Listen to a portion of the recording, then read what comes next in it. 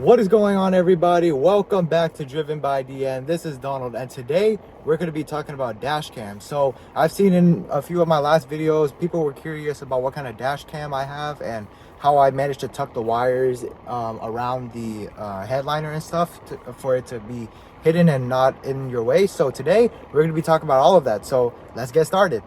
All right, starting off here with my setup in the front. As you can see, this is the dash cam that I use. I believe it's Bugio branded. I'm not sure if I'm pronouncing that correctly, but I'll throw a link in the description. I got it off of Amazon for like $32. I got it on sale, and it's been on sale pretty repetitively recently. And my rear one back there is the same brand. Now, I got this one in May of 2023 when I got my last Camry, and that one is a new edition. I got it like a month ago, but same exact dash cam, same features, nothing's been updated or anything. And yeah, that's about it. So that's the camera. So I guess I'll tell you a little more about the camera. It is a 1080p camera. It has a G sensor.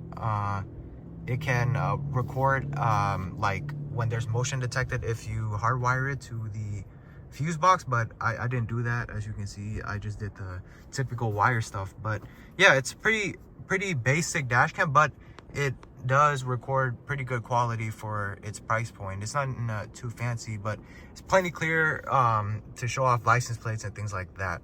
And I've actually been in a few cases where this dash cam right here has been very helpful in proving my case. So yeah, all right, enough of that.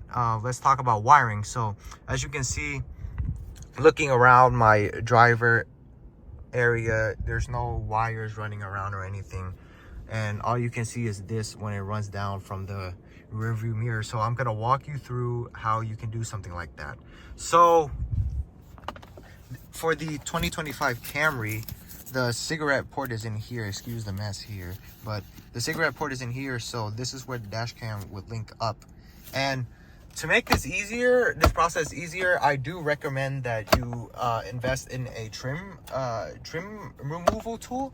This would make the job really easy when you're like tucking wires in around and stuff like that. But let me go ahead and show you how I did it. So as you can see, the wire exits through here and it goes under here. So this is like this center console stuff, and this you can just tuck it in with your finger or use a tool if you really want, but you can really just do this all around, right?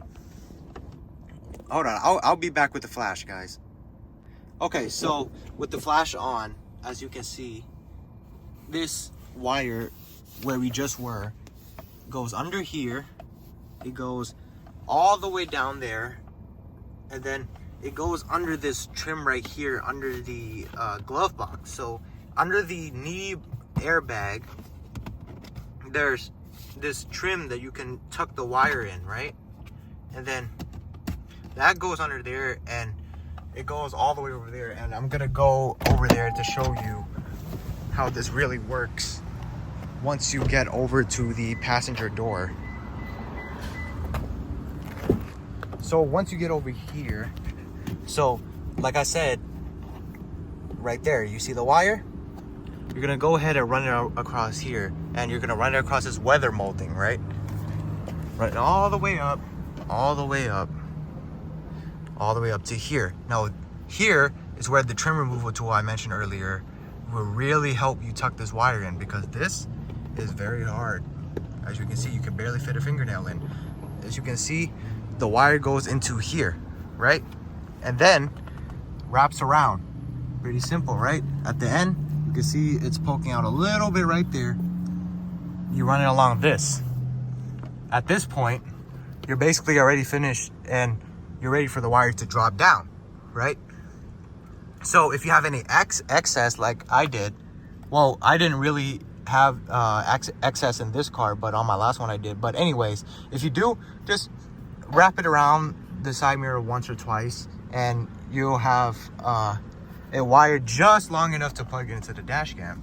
So yeah, that's pretty much it for the front setup. So like I said, tuck it in here, along here, inside this weather stripping, all the way down, trim under the knee airbag, trim next to the center console, and leads back to the port. That's it. Now let's go to the rear seats and I'll show you how I did that. All right guys, rear seat time. Now as you can see in the rear seat of the 25 Camry, there's only USB-A and USB-C ports. So what I went ahead and did was, let me take a seat real quick.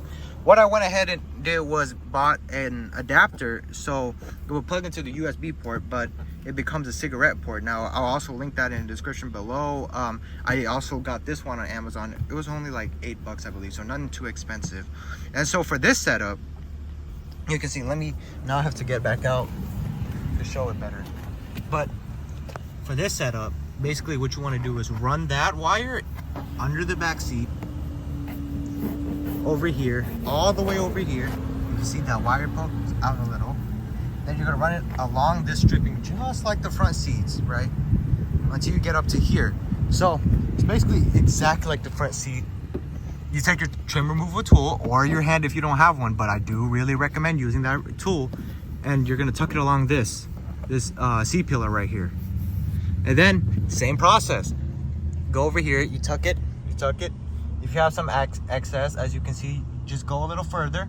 As you can see, there's no side, rear facing mirror to wrap the wire around. So go a little past and then loop around, right? And that's it. That's all there is to it.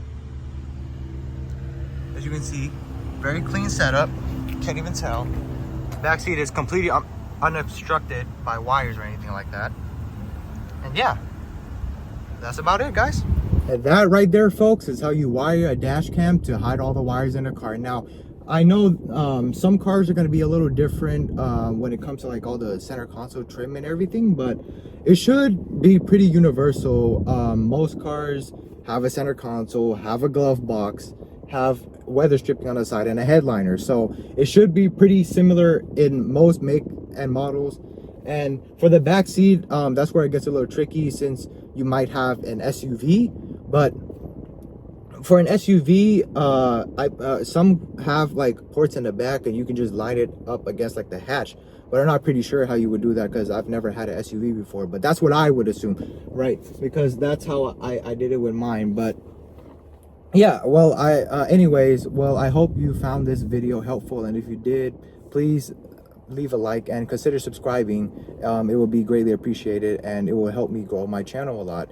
And as always, if you have any extra questions, any videos you would like me to make, please feel free to comment below, and I'll try my best to make those videos for y'all.